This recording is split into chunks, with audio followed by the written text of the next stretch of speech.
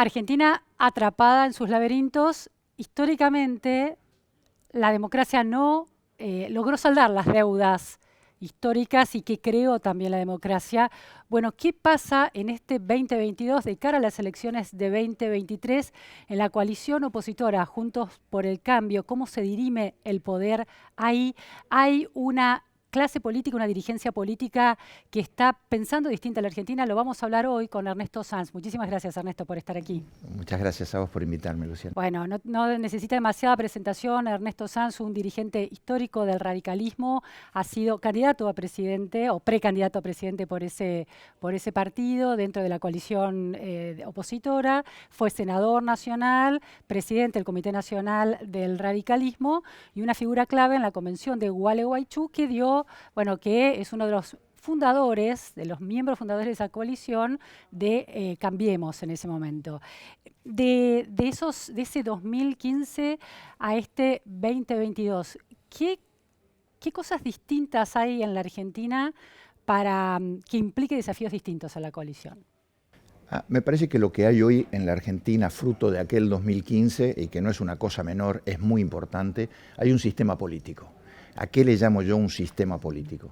Después de muchos años en donde la Argentina no tuvo ni equilibrio ni alternancia, sobre todo en los años anteriores del kirchnerismo, a partir del 2015, con la irrupción de Cambiemos, que hoy se llama Juntos por el Cambio, aparecieron estas dos palabras, que para mí son claves en cualquier democracia: equilibrio y alternancia, es decir, la posibilidad que dos fuerzas, que en algún momento pueden ser oficialismo u oposición indistintamente, se equilibren en el presente y tengan capacidad de alternancia en el futuro. Hoy, 2022, 6 años después de aquel nacimiento de Cambiemos, hay un sistema político que inclusive admite terceras fuerzas, la posibilidad de que aparezcan terceras fuerzas como algunos fenómenos que se dan en este momento.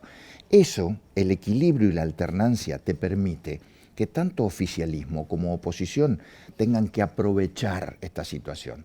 El oficialismo de hoy en la Argentina no la está aprovechando, porque ese equilibrio podría llevar a hacer acuerdos que mejoren la capacidad de gestión de quien está gobernando, y la oposición todavía tiene como asignatura pendiente aprovechar esto en términos de alternancia para el 2023. ¿Por qué lo digo como asignatura pendiente?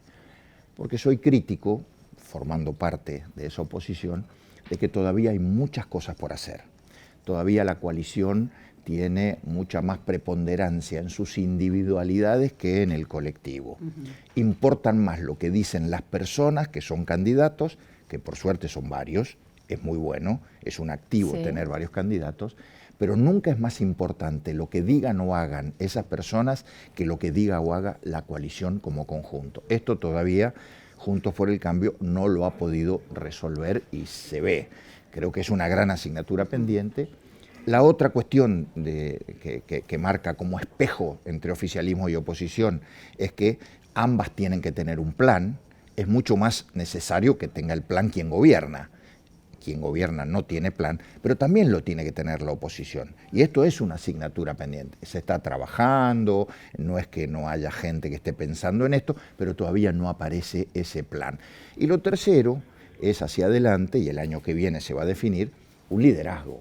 Esto se encarna en personas de carne y hueso, que ese liderazgo le imprima de alguna manera el ímpetu de su propia personalidad. Ojo, no está primero el liderazgo y luego el plan y lo colectivo. Es al revés, en mi concepto. Entonces el liderazgo tiene que venir al final para ponerle su impronta, pero lo más importante es lo que vos construiste desde el colectivo, ¿no? Vamos a ir a muchos de esos temas. La primera pregunta aquí es, en esta alternancia que es tan clave para sumarle esta dimensión al sistema político, que estaba bloqueada esa posibilidad con la hegemonía del kirchnerismo. Ahora, puede haber sucedido que esa alternancia llegó antes de tiempo, ante la imposibilidad de renovar el mandato electoral en 2019, es decir, una alternancia que se anticipó, hubieran querido renovar el gobierno, la coalición de Cambiemos. Entonces, en ahí el punto produce otro efecto, que es que esa alternancia anticipada genera la imposibilidad de que haya una alternancia o genera una presencia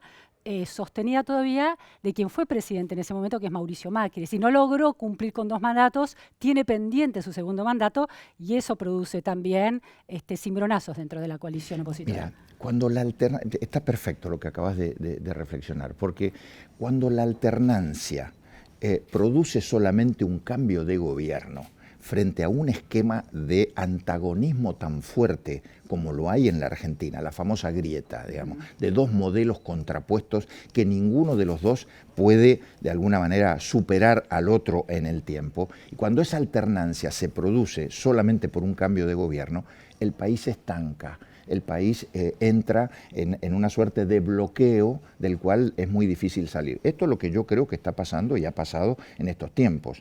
Es decir, la alternancia del 2019 trajo una ventaja a la democracia en términos de un avance respecto a un modelo de país, un plan de país. No.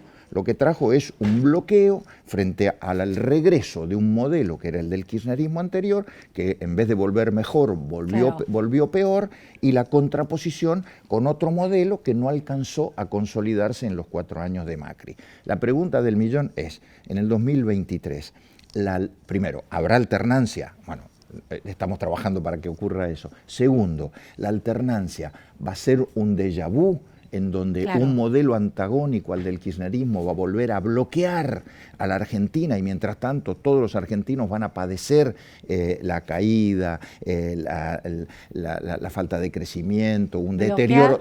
Bloquear el modelo kirchnerista y repetir errores de la gestión de 4 años. Cuando la alternancia es un bloqueo entre antagónicos, el que pierde es el país y el que pierde son los ciudadanos. Cuando la alternancia la ves desde el punto de vista del vaso medio lleno, que es un salto cualitativo para que un modelo mejor venga y arregle las cosas. Este es el desafío de Juntos por el Cambio, que el 2023 signifique una alternancia, primero, que se llegue al gobierno, y para superar este antagonismo del pasado. ¿Se podrá hacer? Bueno, la pregunta está abierta. Ahora volvemos a eso. Ahora, entiendo bien las alternancias de entre partidos políticos, pero lo que complica la interna de Juntos por el Cambio es que la alternancia anticipada, es decir, la no posibilidad de renovar el mandato electoral del presidente entonces Mauricio Macri, hace que Macri siga con ganas de completar la segunda vez. Entonces, ¿cuánto de esa alternancia anticipada está generando cimbronazos en Juntos por el Cambio? Bueno, creo que la irrupción de Macri, así como el 2021 la novedad fue Milei, porque fue la irrupción de un personaje nuevo, de la elección del 2021, el 2022 hasta acá la novedad política es la aparición de un Macri con ganas de querer volver. Por supuesto, es su intención. La pregunta es, ¿podrá? Que tiene derecho a hacerlo y a presentarse, ahora hay que ver qué es lo que pasa. Primero con las otras fuerzas que componen la coalición. El radicalismo, mi partido, ya ha dicho que va a ir a competir en las PASO con candidato propio. Bueno, ahí ya tenemos una competencia. Y luego está la competencia general, ¿no es cierto? O sea, no con esto quiero desmerecer a Macri, pero va a tener que competir como cualquiera y además tiene todo el derecho de hacerlo. Ahora, es una novedad que ocurrió este año. ¿Por qué? Porque hasta que él no aparece a principios de año, en estos meses, con la fortaleza en que se lo ha visto, el PRO venía en un proceso muy, yo te diría, de manual, digamos, ¿no? La sucesión de un liderazgo como el de Macri de tantos años, de un partido hecho a imagen y semejanza de su figura, el único líder absoluto que tuvo ese partido, la sucesión estaba encarada en 2 figuras, Larreta y Bullrich. Para mí son los que más afectados están por la aparición de Macri, porque eso los afecta dentro de su propio... Y también afecta en la relación con el radicalismo, decirlo, porque obviamente Macri tiene una mirada hacia el radicalismo un tanto complicada, por ¿Cómo definiría esa mirada? Por decírtelo diplomáticamente. No, bueno, él tiene la concepción de que los partidos tradicionales como el mío, como el radicalismo, tienen una visión antigua, estatista. A mi juicio está equivocado 1000 por 1000, es una visión muy subjetiva la de él, pero claro, afecta por ahí la relación interna dentro de Juntos por el Cambio. Si vos querés un ejemplo de lo que estoy diciendo, la última frase que dijo sobre Irigoyen. Bueno, populista. Claro, mira, paro acá, que sirve para la reflexión. el tema del populismo o el tema del progresismo en la Argentina es un temazo, porque hablar sobre populismo, hablar sobre progresismo casi se convierte en un cliché, y entonces hay que identificar bien qué es lo que uno entiende por populismo, qué es lo que uno entiende por progresismo. Entonces, cuando uno no tiene muy en claro qué es el populismo y dónde está, o qué es el progresismo y dónde está, cuando haces revisionismo histórico, tenés muchas posibilidades de equivocarte. Y entonces metés a próceres de la historia, sí, sí, a veces como progresistas o a veces como populistas, cuando en realidad lo que no tenés claro es el concepto vos mismo de qué es populismo y qué es progresismo. Ernesto, desde con la irrupción de Javier Milei, corriendo parte de la opinión pública y del escenario político hacia la derecha, hay una categoría que se le aplica a buena parte de la dirigencia política desde la mirada de Milei, que es de socialistas, todos estos socialistas, dice Miguel. La Unión Cívica Radical se inscribe dentro de la Internacional Socialista. ¿Qué es ser miembro de la Internacional Socialista? ¿Cuán socialista es el socialismo de la Internacional Socialista y cuán socialista es la UCR? Bueno, está muy bien esto, porque forma parte de esta discusión sobre las categorías, que hay una discusión teórica sobre las categorías, pero también hay otra discusión donde esa teoría aterriza en la Argentina. Claro. Digamos, que cada una de esas categorías la hagamos aterrizar en la Argentina significa mucho. Pues, a ver, yo te diría que el mejor periodo que vivió la España del posfranquismo fue el de la socialdemocracia de Felipe González. Esa socialdemocracia era socialista en términos de antimercado, al contrario. Fue un socialismo con un capitalismo muy inteligente, una socialdemocracia con un capitalismo muy inteligente que abrió las puertas de España, que la vinculó a la Unión Europea, que la hizo explotar después de lo que fueron los años del franquismo. Eso fue Felipe González, un líder socialista de la socialdemocracia perteneciente a la Internacional Socialista. Ese es el radicalismo al que yo adscribo y es el radicalismo de la socialdemocracia de la Internacional Socialista, con un capitalismo competitivo, con un fuerte apego a la democracia liberal y además con una fuerte integración al mundo. Si vos querés tres pilares de lo que para mí es la socialdemocracia, es capitalismo competitivo, sí, que lo aleja de la idea del socialismo estatista, esta que como cliché se utiliza, la integración al mundo, un mundo que es cada vez más global e integrado, y por último la democracia liberal en términos institucional, republicanismo, división de poderes, etcétera, etcétera. Eso para mí hoy es el modelo socialdemócrata moderno en el mundo y que yo quisiera aplicar a la Argentina. Luego el cliché de socialista o liberal y todo. Me parece que son categorías que en la Argentina hay que discutir mucho. Lo mismo que te dije recién, sí, sobre populismo y progresismo. ¿Dónde está el verdadero progresismo? A ver, si vos sentás acá a un kirchnerista y le haces estas mismas preguntas, seguramente va a ser profesión de fe de la izquierda. ¿Qué izquierda? La izquierda en el mundo y en la historia fue una herramienta para mejorar la distribución de la riqueza. Mirá lo que es la Argentina hoy, 60% de pobres, concentración absoluta. ¿Dónde está la izquierda? Entonces también me gustaría discutir la derecha.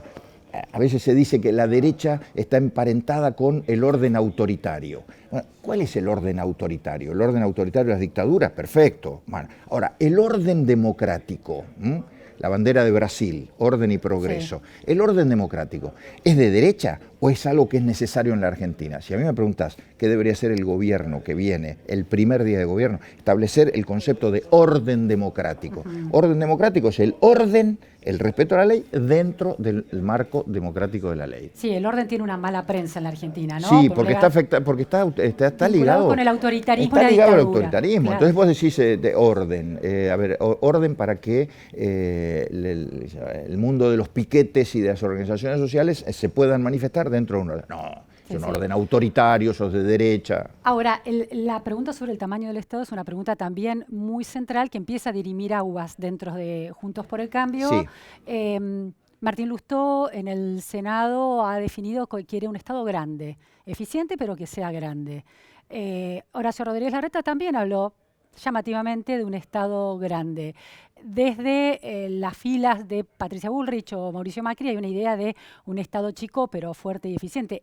¿Cuál es la idea del radicalismo acerca de esa respuesta? Es un error, es un error. ¿Cuál? A mi juicio es un error arrancar esta discusión del Estado respecto de su magnitud, digamos. Estado grande, Estado... no tiene que ver con si es grande o chico el Estado, tiene que ver con la presencia, Y entonces, voy a decirte algo, una frase que en realidad la dije en el 2015 y ahora me la han copiado muchos, y que no es mía, es de Willy Brandt, aquel canciller socialista, socialdemócrata, que dijo tanto mercado como sea posible y tanto Estado como sea necesario. Entonces, en ese esquema, en esa frase que a mí me parece brillante, lo primero es construir mercado.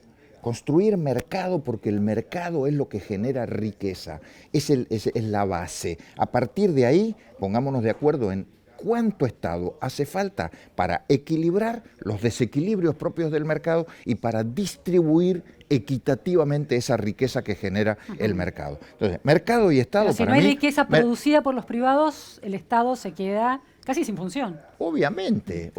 Este es uno de los grandes problemas que tiene el kirchnerismo, que a mi juicio es una tara mental, es creer que el Estado es productor de bienes y a la vez distribuidor de bienes.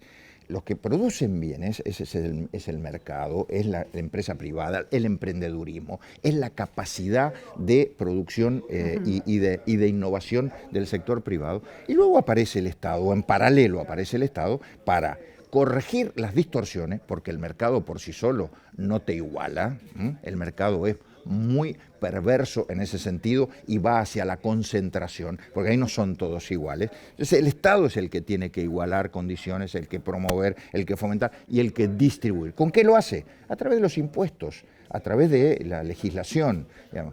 En la Argentina esto está distorsionado, sí. ¿No? Entonces vos ves que el kirchnerismo dice, nosotros hemos fomentado el empleo, claro, incorporando 1,5 millones de personas a trabajar al Estado. ¿Y con qué se solventa eso? Después, cuando vas a solventar esto, como el sector privado no te genera esa solvencia, emisión, maquinita. Claro. Problemas que se superponen y se generan. Círculo vicioso. Ahora, círculo vicioso. Ernesto, hay un consenso que el tamaño del Estado puede haber una mirada distinta, pero hay una idea de que el capitalismo es una matriz clave para Juntos por el Cambio. Absolutamente. No hay ninguna discordancia, ni ninguna suspicacia. Entonces. No es menor esto, es una gran columna vertebral de coincidencia. Eso yo creo que es una cosa ¿Cuáles son positiva. otras coincidencias que hoy consolidan la coalición en lugar de tensarla? Los conceptos de democracia liberal republicana, división de poderes. Tampoco es menor, Tampoco es menor, porque esto no solamente lo tenés que mirar desde el punto de vista de la nación, sino tenés que ir a las provincias. Sí. Que haya división de poderes en la nación es también obligatorio que haya división de poderes en las provincias. Nosotros vivimos un país en donde muy pocas provincias argentinas tienen un concepto republicano de su conformación institucional, donde muchas veces los 3 poderes del Estado están concentrados en la figura de una sola persona, que es el gobernador, y regímenes que vienen de hace mucho. Infran en Formosa, si vos querés un ejemplo para estudiarlo de manual. Entonces tenés ahí dos columnas vertebrales, ¿no? Democracia republicana, un capitalismo, la integración al mundo, es otro concepto que está muy metido dentro de Juntos por el Cambio. Y después tenés matices. Bueno, entre los matices, esto que vos hablabas recién, que vos escuchás a Macri, y Macri tiene un concepto del Estado que quizás sea diferente al que nosotros tenemos. Nosotros creemos que el Estado tiene una tarea de promoción de la economía, tiene una tarea de aliento de la economía. Si vos querés, para mí el próximo gobierno tiene que tener un capítulo de pymes muy concreto. Las pymes argentinas para mí están totalmente desprotegidas por el Estado en materia tributaria, en materia de alicientes, en materia de exportación. Ahora, esos grandes pilares hay consenso, las diferencias parecerían que se dan en ya cuando esas ideales se bajan, o esas matrices conceptuales se bajan a programas de gobierno. La gran diferencia que hubo durante la gestión presidencial de Cambiemos fue el tema de tarifas, ¿no? Si aplicar, empezar a corregir, actualizar los precios, ponerles precios realistas a las tarifas, en qué momento hacerlo. Esa fue una de las tensiones mayores que hubo. Pero cuidado, Luciana, cuidado. No fue una tensión respecto al fondo de la cuestión. fue una tensión respecto a los tiempos, al gradualismo, a la manera en que vos, el fondo, que era compartido, o sea, ¿cuál era el fondo de la cuestión compartido respecto a tarifas? Que evidentemente el tema tarifario tenía que acompañar los costos de la generación. O sea, el tema tarifario tiene que ver con los costos de generación. Cuando la tarifa no cubre el costo de generación de la energía, ahí aparece el Estado subsidiando. Tanto fue así que en el 2015 te encontraste con que el costo de generación estaba por acá y la tarifa estaba por acá y la brecha la cubría el Estado con subsidio. Entonces vos tenías que ir levantando la tarifa. Ahora, la gradualidad, la graduación, el impacto social de este acomodamiento fue lo que estuvo en discusión, pero no el fondo. Bien, pero no el fondo. La cuestión es que las pujas de poder o las pujas de visiones se terminan jugando en la letra chica, ¿no?, de las cuestiones. Entonces, puede haber una diferencia si estamos todos de acuerdo con que hay que actualizar las tarifas, pero llevadas a la realidad no hay acuerdo. Entonces, mi pregunta es, hacia adelante, se habla mucho de la idea de que no se trata de nombres, se trata de programas y de que Juntos por el Cambio va a llegar consolidado en su programa a la competencia en las PASO y hacia adelante en las elecciones generales. Se trata, en definitiva, de una anticipación de la puja del poder. No va a ser en la PASO por nombres propios, sino por programas más puntuales que empiecen a marcar las diferencias. Mira, te lo voy a explicar usando tu propio ejemplo de las tarifas. Cuando en el 2015 al 2019 no había un funcionamiento coalicional en el gobierno, no era una coalición de gobierno, gobernaba el PRO. La coalición estaba en el Congreso, era una coalición parlamentaria.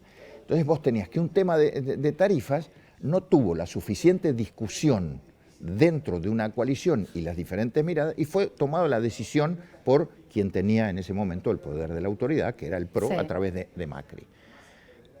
En 2023 esto no puede volver a ocurrir y por eso es que se pone el acento en que temas como va a ocurrir con el tema de las tarifas, con el orden social, con el tema de los planes, con el tema de la vinculación con el mundo, con retenciones, el CEPO, todos van a ser temas conflictivos, porque una cosa hay que tener en cuenta, el nivel de deterioro profundo en el tiempo es directamente proporcional al nivel de exigencias del próximo gobierno que va a tener que resolver. Mientras más deterioro se verifica, más exigencias va a tener el próximo gobierno. Entonces, esas exigencias las va a cumplir una sola persona, una sola virome, una sola discusión, un solo espacio, o la va a tener que cumplir un colectivo, un conjunto, con debate, con plan, con equipos. Es un desafío. Ahora, está bien, el plan va a generar este tipo de encontronazos y la expectativa es que se logre un consenso dentro de Juntos por el Cambio. Ahora, la gente vota personas. Casi que no conoce mucho los planes precisos, vota ideas generales y personas. Llegado 2023 van a votar personas.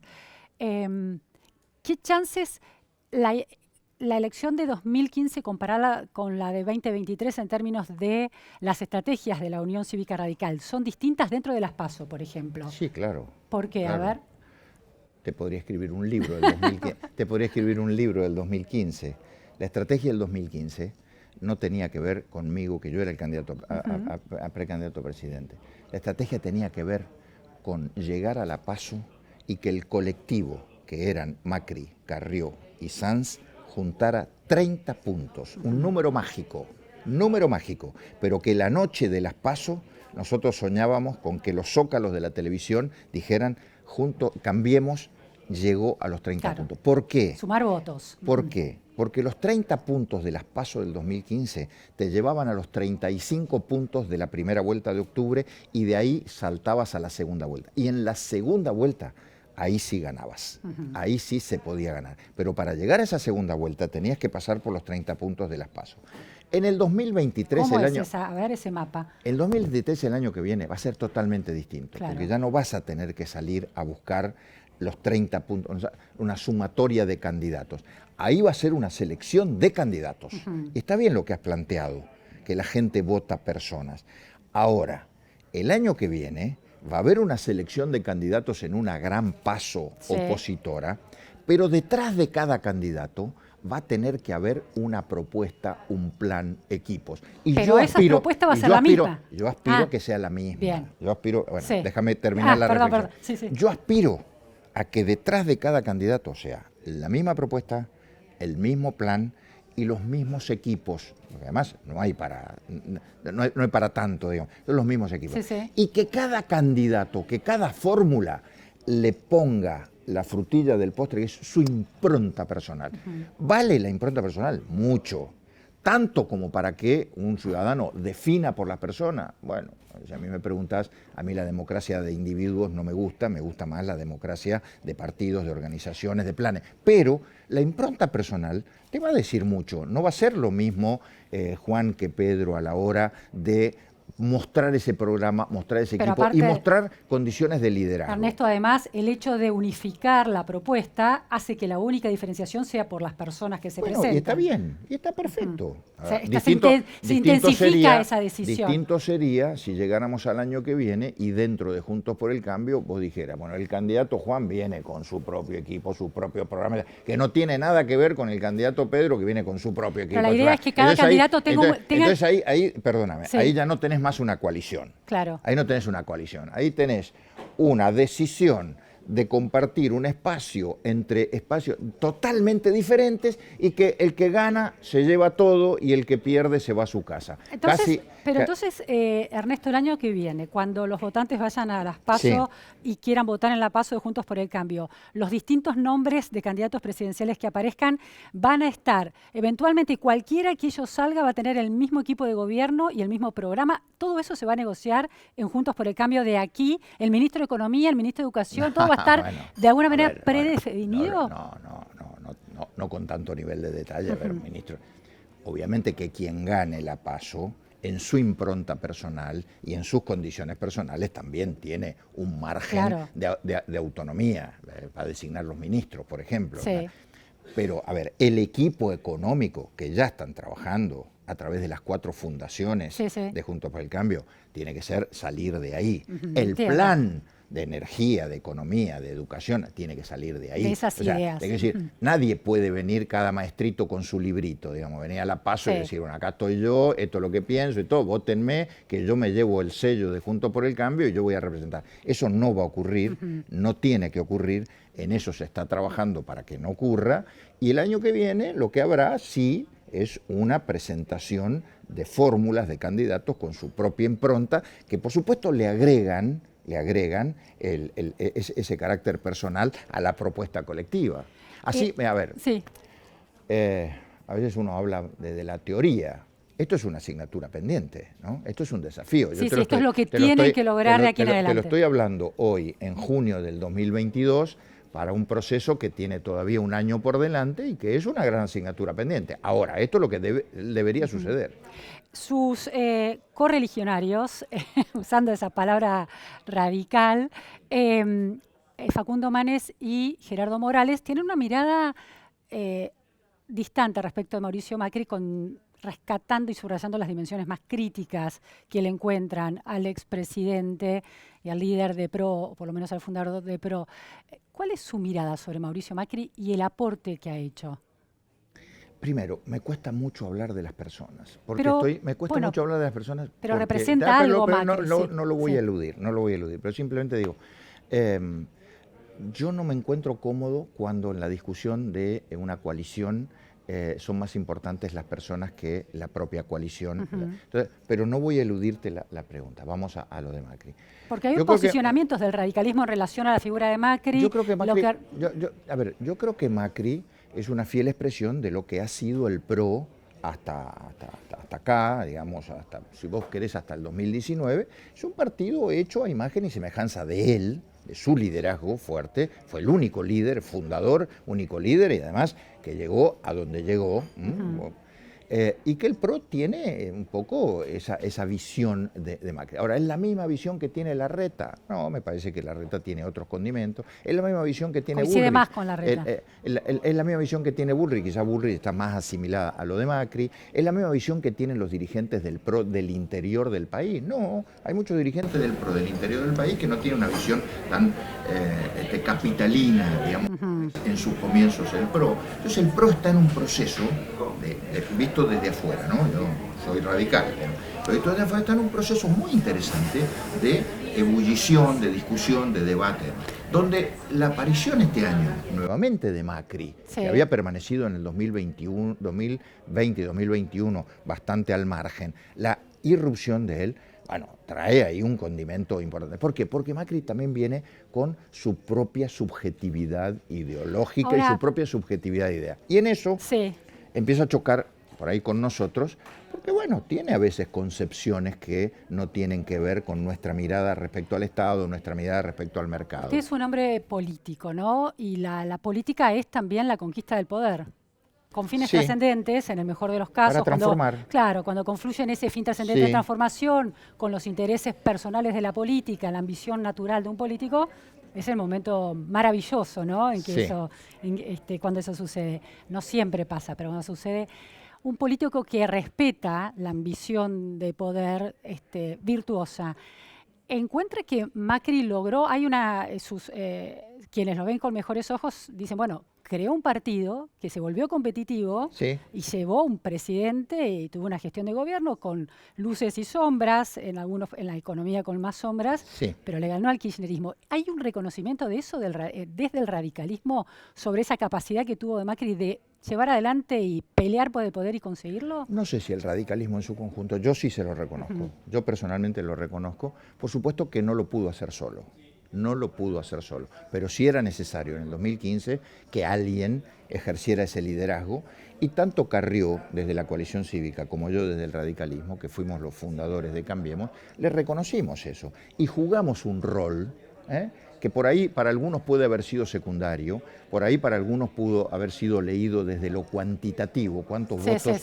sumé yo, cuántos votos sumó Carrió, pero que era una asunción del liderazgo de Macri y un aporte, el radicalismo su estructura territorial, Carrió su impronta personal y su prestigio personal para que el conjunto fuera hacia arriba. Entonces Macri puso lo suyo, el radicalismo puso lo suyo, la coalición cívica con Carrió pusieron lo suyo. Y para mí esa es la verdadera mirada. Ahora, vamos al 2023. ¿Subsiste eso? Sí, subsiste, pero desde otra perspectiva. Los votos no son de Macri, los votos no son de Macri, los votos del Juntos por el Cambio no son de Macri. No, a ver, Juntos por el Cambio primero ya consolidó una posición colectiva trascendente. ¿Cuándo lo hizo? No en el 2015, no en el 2017, para mí lo hizo en el 2019. ¿Y cuándo? El día después del 10 de diciembre, cuando volvió al llano. Y ese mismo día decidió seguir juntos. A partir de ahí, yo creo que nace otra etapa en la coalición opositora, porque decidir seguir juntos después de una derrota es una cosa muy fuerte, muy potente, sobre todo en un país como la Argentina, acostumbrado a las disputas, acostumbrado a las rupturas, acostumbrado a los quiebres.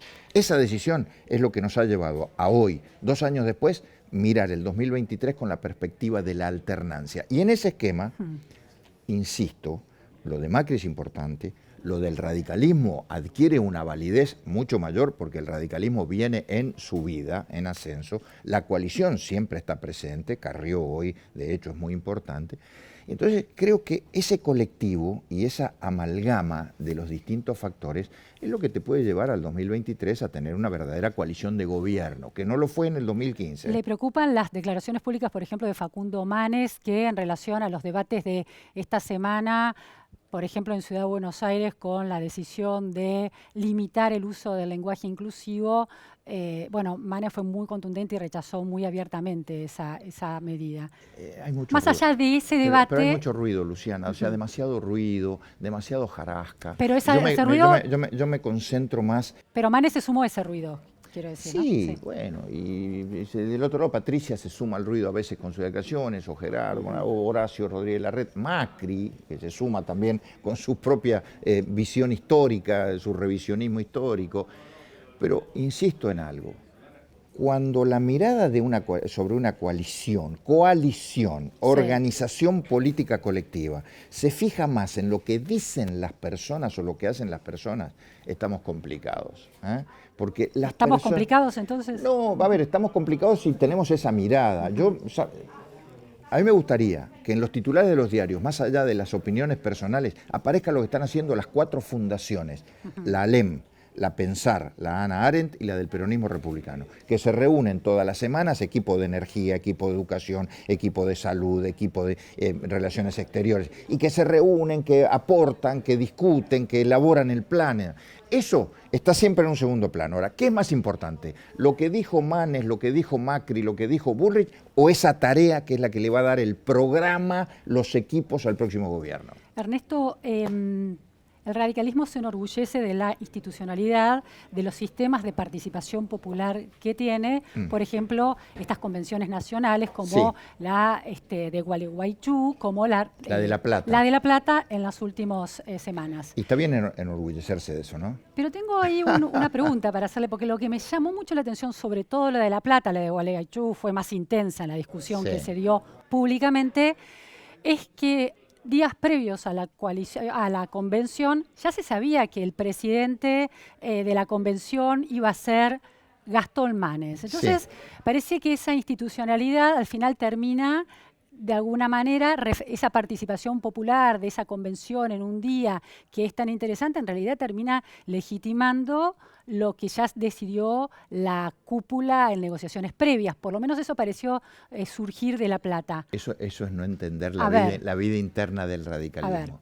Es imposible llegar a una convención habiendo definido absolutamente todo, porque el radicalismo no funciona así. Lo que sí hay, porque obviamente tiene que ver con un proceso previo, es conversaciones entre todos los dirigentes de todo el país, horizontales, ninguna imposición autoritaria de nadie, ese es mi partido, ningún autoritarismo ni ninguna imposición, todo discusión horizontal, pero hay un debate previo, que inclusive no es de las 2 semanas, puede ser de un mes, de 2 meses o de varios meses, respecto a cuál es el perfil que nosotros estamos buscando para que presida la convención, cuál es el perfil del mensaje.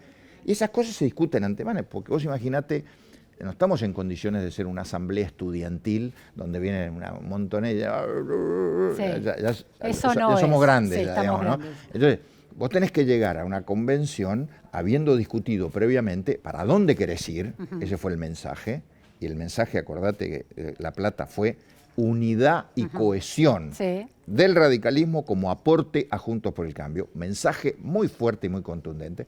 Y lo de Gastón Manes, porque tiene que ver no tanto con el apellido, la persona de él o que sea hermano de Facundo. Bueno, pero es el principal candidato, precandidato, pero déjame que te lo explique, porque yo tuve mucho que ver en eso. A ver.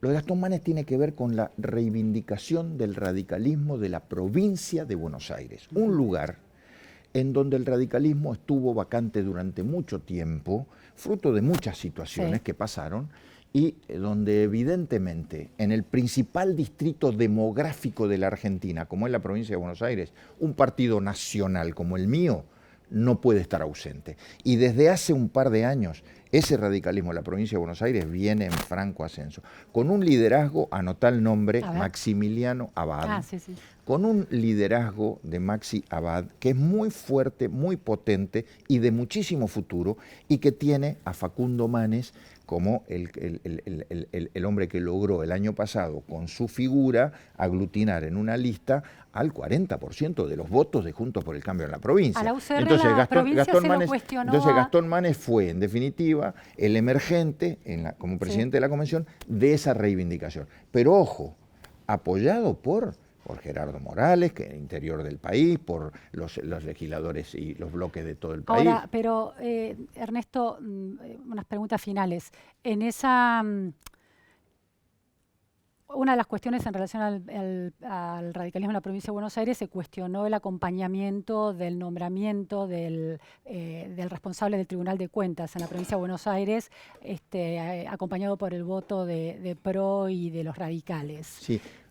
A mi juicio hay una cierta estigmatización. Porque es una figura cercana a Kicillof, ¿no? Hay una cierta estigmatización de ese tipo de acuerdos, donde es muy fácil ponerse en la verdad enfrente y decir, es una rosca. A ver, ¿cómo es entonces? Ahí lo que hubo es que durante los 2 primeros años del gobierno de Kicillof, todos los cargos que le corresponden institucionalmente por la Constitución de la provincia de Buenos Aires estuvieron paralizados porque el gobierno no quiso avanzar. Y entonces la oposición no pudo cubrir ninguno de los cargos que le corresponden en las distintas instituciones provinciales. Y entonces lo que hubo es un acuerdo para destrabar eso, y no fue una cosa, te doy esto para que me des esto, no, es un acuerdo para destrabar esa situación. Pero entonces termina ganando Kicillof con esa estrategia. Los bloquea y finalmente le entregan el nombramiento de TEA en el Tribunal de Cuentas. Eso necesita siempre 2/3, o sea que siempre alguien va a tener que conseguir los 2/3. En este caso se consiguieron los 2/3 por un nombramiento, pero para destrabar todos los demás que le corresponde institucionalmente a la oposición. Ahora, yo lo veo de esa manera. Alguno podrá verlo de otra forma, pero... Porque ese cuestionamiento se hizo en parte bajo el paraguas de este cuestionamiento a funcionamiento de una élite política escindida de la ciudadanía, de la casta política. Entonces, ahí quiero ir a una pregunta ya para ir terminando, que me parece importante, que es que cuánto de esa institucionalidad radical que por un lado ha permitido que el partido sobreviva a lo largo de las décadas, de los siglos, del siglo y pico, más allá de las posibilidades reales de acceder o no al poder. Hay una vida partidaria que se sostiene y que forma casi una burbuja autónoma, independientemente de la posibilidad real de ocupar el poder, como decía, esta es una curva de crecimiento del radicalismo, porque había quedado después de la gestión de Raúl Alfonsín muy afuera de esas posibilidades, o de la Rúa, muy afuera de esas posibilidades. Entonces, pero ¿cuánto hay? ¿Cuál es el riesgo, el otro riesgo que tiene esa vía institucional tan autosuficiente, que es un riesgo de desprenderse de las necesidades de la ciudadanía? ¿Cuánto responsabilidad tiene el radicalismo en los problemas irresueltos de la Argentina, por lo menos desde el regreso de la democracia, ¿no? Que es una imputación que se le hace a la clase política. Hay daño autoinfligido, es decir, la política creó nuevos problemas. Bueno, a ver, es muy interesante. Primero, el radicalismo se hace cargo de que en las dos gestiones de gobierno, desde el advenimiento de la democracia hasta acá, que fue el gobierno de Alfonsín y el gobierno de la Rúa, no terminamos bien y terminamos con muchas asignaturas pendientes. También la historia nos ha dado la razón en muchas de las cosas que el radicalismo planteaba, sobre todo la época de Alfonsín. Desde de la Rúa para acá, el radicalismo ha tenido una etapa de resistencia, primero, resistencia a desaparecer.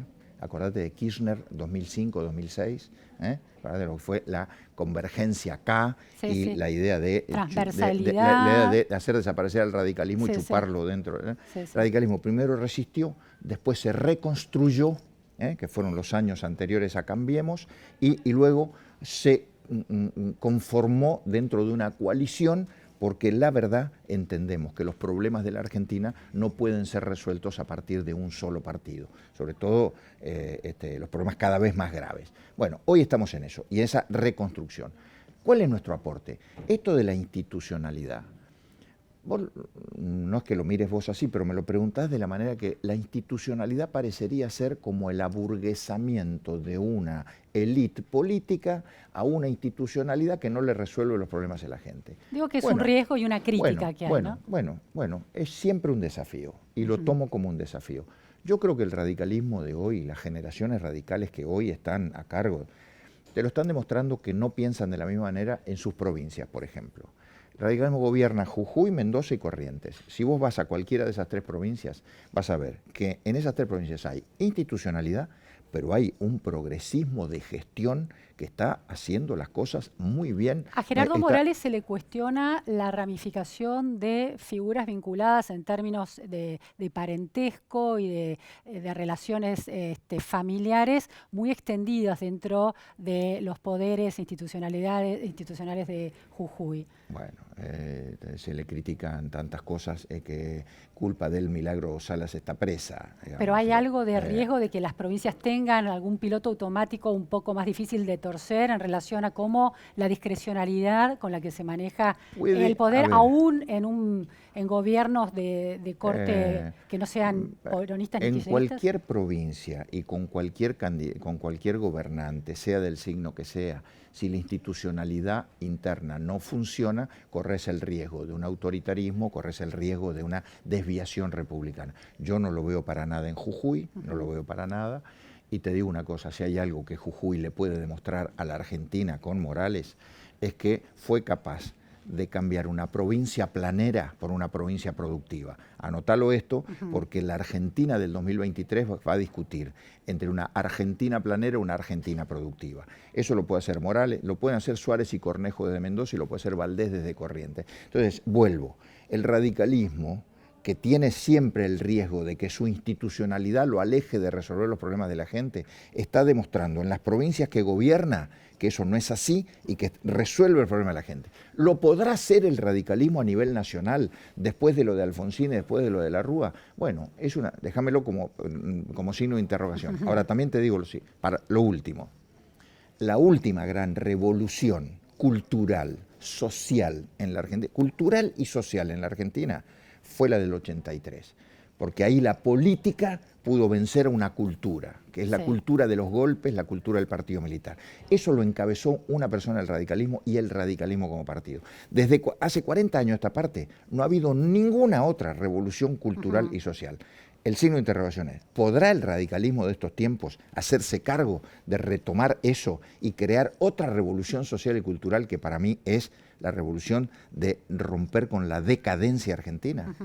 Signo de interrogación. Facundo Manes hay mucho que estamos trabajando para eso. Dice algo parecido, hacer una nueva revolución, la del conocimiento. Sí. Y yo ahora, la comparto.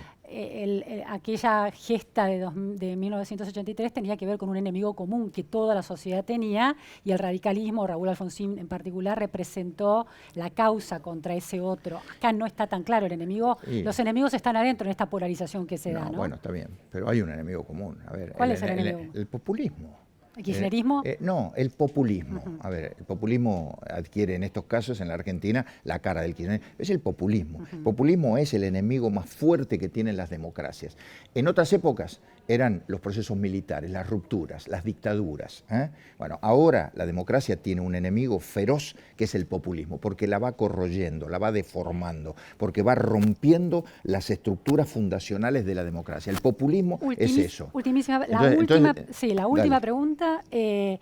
En esta confianza que usted tiene en la institucionalidad, en un partido político como una máquina productora de ideas, de visiones de país y de gente formada para llevarlo adelante, el hecho de que Facundo Manes, que parece ser el candidateable a presidente con más chances que tiene la Unión Cívica Radical, no tenga ninguna experiencia política, ¿representa un riesgo para que se pueda concretar esa gestión de Juntos por el Cambio y pueda renovarse después de un mandato si ganan en 2023? Bueno, fíjate que tiene que ver con lo que me preguntaste antes de si la institucionalidad radical aburguesaba o la institucionalidad radical... No dije la palabra aburguesaba, es una interpretación. No, pero si la institucionalidad radical no era un riesgo para caer preso de esa burbuja y olvidarse de los problemas de la gente. Me estás diciendo que ahora puede ser que el año que viene tengamos un candidato que viene fuera de esa burbuja y entonces yo lo veo. Y acá terminamos, con el vaso medio lleno y no el vaso medio lleno. Y Facundo Manes, si fuera el candidato, no es el único, no es el único, no es el único.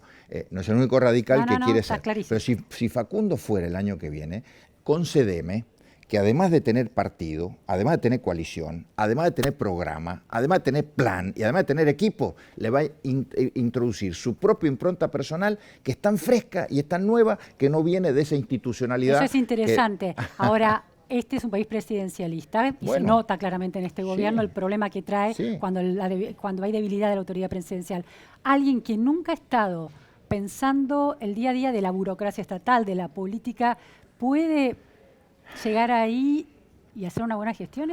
Bueno, está claro que la historia enseña que quienes han estado toda una vida ocupándose de eso no les fue demasiado bien. Entonces concédele a alguien que viene desde otro lugar la posibilidad de manejar las estructuras burocráticas del Estado, pero insisto, me resisto a la individualización, a la personalización. Me resisto a pensar que una sola persona nos va a salvar de todos nuestros problemas, a los liderazgos mesiánicos. Ahora, si esa persona viene con una impronta personal diferente, frescura, una mirada innovadora, experiencia en la actividad privada, vinculación con el mundo, y le agrega a todo eso, o él se agrega a una plataforma colectiva de equipos, de programas, de trayectoria, de historia, de gobernaciones, de intendencia, yo te diría que sería un poco la síntesis más virtuosa, y ahí saldríamos del círculo vicioso a empezar a transitar en la Argentina un círculo virtuoso, ojalá. Ojalá. Muchísimas gracias, Ernesto Sanz. No, gracias a vos. Esto fue todo en la repregunta. Muchas gracias.